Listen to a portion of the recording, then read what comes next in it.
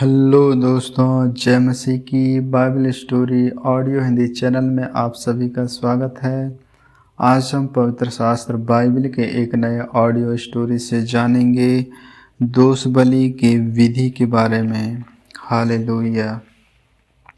फिर यहोवा ने मूसा से कहा, यदि कोई यहोवा की विश्वासघात करे, पापी ठहरे, जैसे कि धरोहर या लेन देन या लूट के विषय में अपने भाई से छल करे, या उस पर अंधेर करे, या पड़ी हुई वस्तु को पाकर उसके विषय झूठ बोले और झूठी शपथ भी खाए, ऐसा कोई भी बात क्यों ना हो जिससे करके मनुष्य पापी ठहरता है, तो जब वह ऐसा काम करे दोषी हो जाए, तब जो भी वस्तु उसने लूट या अंधेर करके या धरोहर या पड़ी पाई हो, चाहे कोई भी वस्तु क्यों ना हो जिसके विषय में उसने झूठी शपथ खाई हो, तो वह उसको पूरा पूरा लौटा दे और पांचवा भाग भी बढ़कर भर दे। जिस दिन यह मालूम हो कि वह दोषी है, उसी दिन वह उस वस्तु को उसके स्वामी को लौटा दे, और वह यहोवा के सम्मुख अपना दोष बलि भी ले आए, अर्थात एक निर्दोष मेढ़ा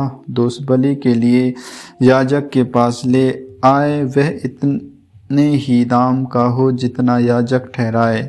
इस प्रकार याजक उसके लिए यहोवा के सामने प्रायश्चित करे, और जिस काम को करके वह दोषी हो गया है उसकी क्षमा उसे मिलेगी।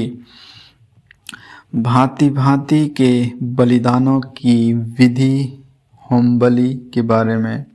फिर यहोवा ने मूसा से कहा, हारून और उसके पुत्रों को आज्ञा देकर यह कह कि होम बलि की व्यवस्था यह है कि होम बलि ईंधन के ऊपर रात भर भोर तक वेदी पर पड़ा रहे, और वेदी की अग्नि वेदी पर जलती रहे, और याजक अपने सनी के वस्त्र और अपने तन पर अपनी सनी के जंघिया पहनकर होम बलि की राख जो आग से भस्म करने से वेदी पर रह जाए उससे उठाकर वेदी के पास रखे। तब वह अपने ये वस्त्र उतार कर दूसरे वस्त्र पहनकर राख की छावनी से बाहर किसी शुद्ध स्थान पर ले जाए। वेदी पर अग्नि जलती रहे और कभी बुझने ना पाए, और याजक प्रतिदिन भोर को उस पर लकड़ियां जलाकर होम बलि के टुकड़ों को उसके ऊपर सजाकर धर दे, और उसके ऊपर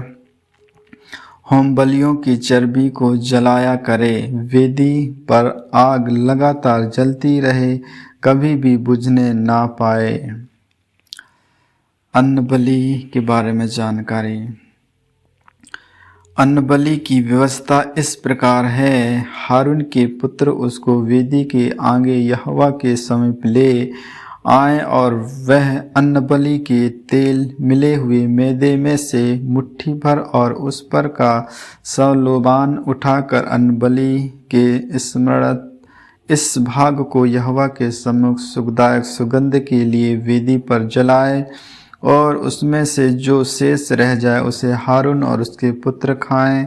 वे बिना अख़मीरी पवित्र स्थान में खाया जाए, अर्थात वे मिलाप वाले तंबू के आंगन में से उसे खाएं। वे अख़मीर के साथ पकाए ना जाए, क्योंकि मैंने अपने हव्य में से उसको उनका निज भाग होने के लिए उन्हें दिया है। इसलिए जैसा पाप बलि और निर्दोष बलि परम पवित्र हैं, वैसे ही वह भी है। हारून के वंश के सब पुरुष उसमें से खा सकते हैं। तुम्हारी पीढ़ी पीढ़ी में यहोवा के हवनों में से यह उनका भाग सदैव बना रहेगा।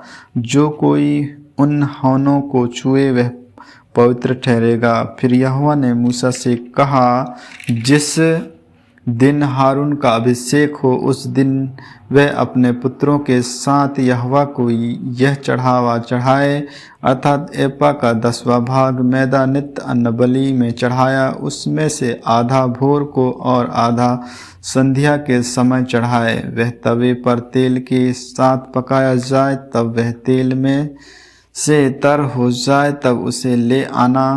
इस अन्न बलि के पके हुए टुकड़े यहोवा के सुखदायक सुगंध के लिए चढ़ाना।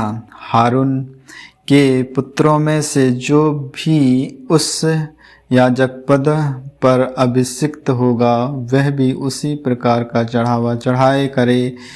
यह विधि सदा के लिए है कि यहोवा के सम्मुख वह संपूर्ण चढ़ावा चढ़ाए जाए। याजक के संपूर्ण अन्नबलि भी सब जलाए जाएं, वह भी ना खाया जाए। हालेलुया। पाप बलि के बारे में फिर यहोवा ने मूसा से कहा, हारून और उसके पुत्रों से यह कह कि पाप बलि की व्यवस्था यह है कि जिस स्थान में होम बलि पशु बलि वध किया जाता है उसी में पाप बलि पशु भी यहोवा के सम्मुख बलि किया जाए। वह परम पवित्र है। जो याजक पाप बलि चढ़ावे वह उसे खाए। वह पवित्र स्थान में अर्थात मिलाप वाले तंबू के आंगन में खाया जाए।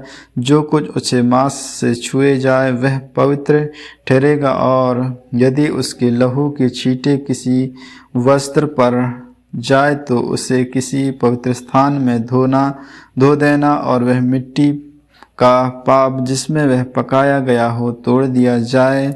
यदि वह पीतल के पात्र में उबाला गया हो तो वह मांजा जाए और जल से धो लिया जाए। याजकों में से सब पुरुष उसे खा जा सकते हैं, वह परम पवित्र वस्तु है। पर जिस पाप बलि पशु के लहू में से कुछ भी लहू मिलाप वाले तंबू के भीतर पवित्र स्थान में प्रायश्चित करने को छुड़ाया जाए उसका मांस कभी ना खाया जाए, वह आग में जला दिए जाएं। आमीन आमीन। परमेश्वर इन वचनों को सुनने के द्वारा आप सबों को आशीष दे। आगे की और भी ऑडियो स्टोरी सुनने के लिए Bible story audio Hindi channel को लाइक, सब्सक्राइब और बेल आइकन को दबाएं। सभी प्रिय भाई बहनों को जय मसीह की।